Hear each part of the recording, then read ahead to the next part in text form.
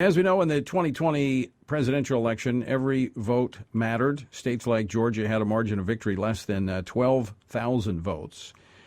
In 3 months later, we are, well, actually 4 months later, there are still two-thirds of the votes that were mail-in ballot votes. Now, those include those that were mailed in by the U.S. Postal Service, those dropped off in drop boxes.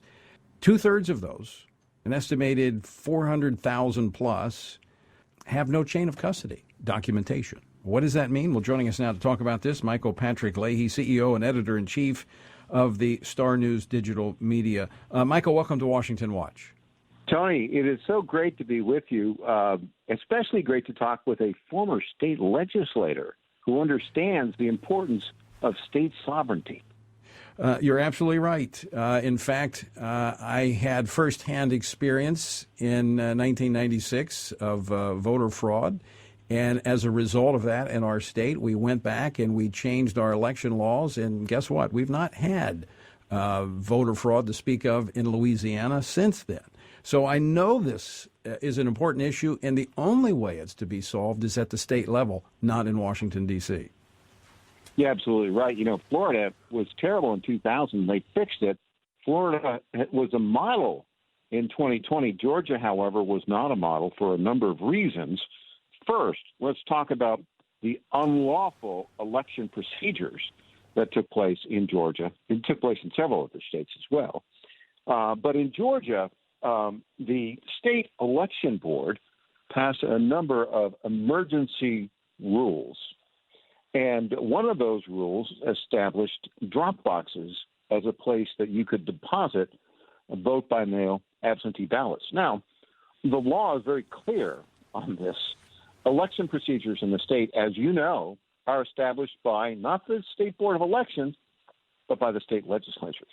Right. Nonetheless, because of the emergency for COVID, they went ahead with this really unlawful process of setting up drop boxes. But when they did it, they authorized this election code rule in July of 2020. The state election board has one key member, the Secretary of State, Brad Raffensperger. So he signed off on this. But when they did it, they actually had a chain of custody control element in it, which was called a ballot transfer form.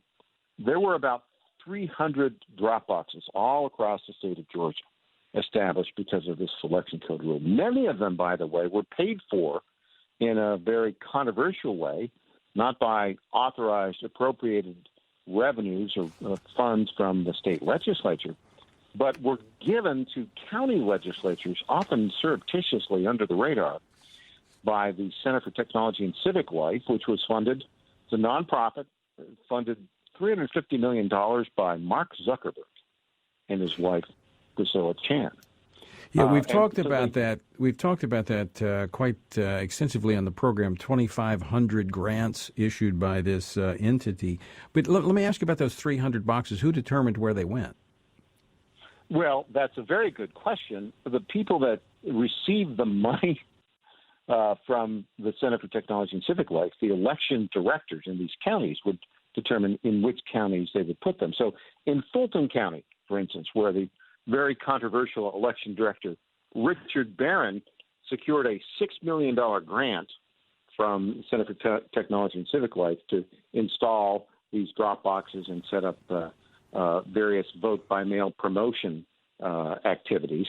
That was approved by the Fulton County Commission in September of 2020. They never knew who was funding the money. He didn't tell them. They just said, congratulations on getting the money. So the way this was supposed to work, according to the election code rule, is every county where there was a drop box was supposed to, from 40 days before the election, they'd have a two-person team that would pick up the ballots in the drop box. They were supposed to sign a form and date it and time it, and then deliver it, quote, immediately to the registrar for counting. Well, we went to the Secretary of State right after the election and said, how many of these forms have you received?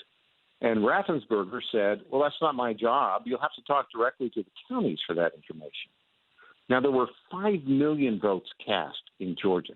The margin of victory, slightly less than 12,000. Of those, 1.3 million were absentee vote by mail. Now, we know based upon a poll that John McLaughlin conducted there, that of those 1.3 million absentee ballots, 700,000 were delivered by regular mail.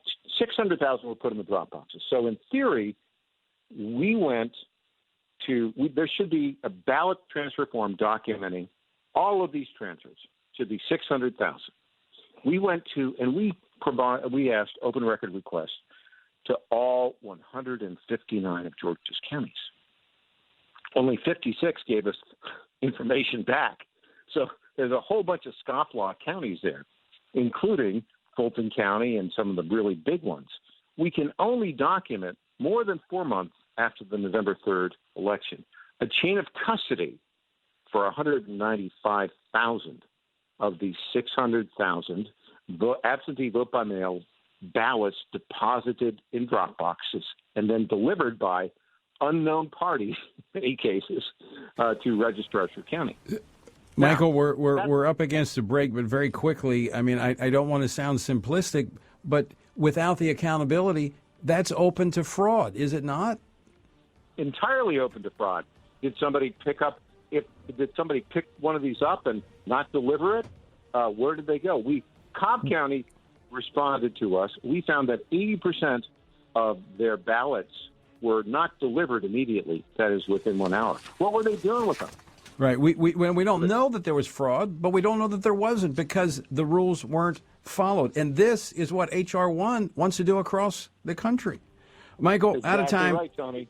Thanks so much for joining us. Appreciate your article. I'll post it on my website.